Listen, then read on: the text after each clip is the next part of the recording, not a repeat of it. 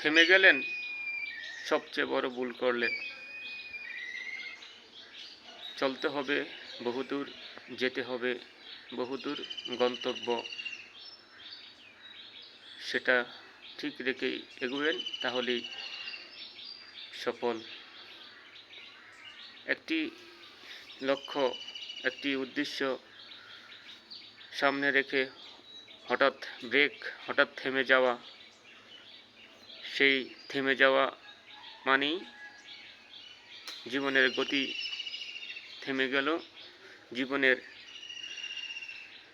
সফলতা থমরে গেল।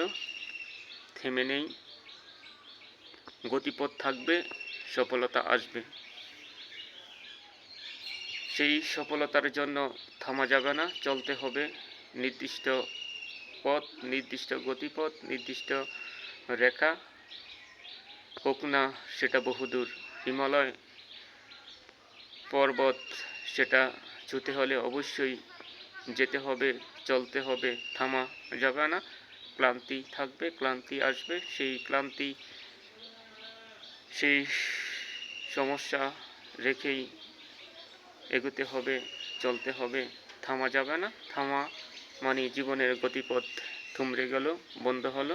চলার পথে থামা যাবে না, হাঁটতে হবে, ক্লান্তি নেই, ক্লান্তি নেই, চলতে হবে। সেই চলার পথেই আমাদের সফলতা সিঁড়ি বেয়ে ওঠার বাস্তবতা সব কিছুই সম্ভব হবে।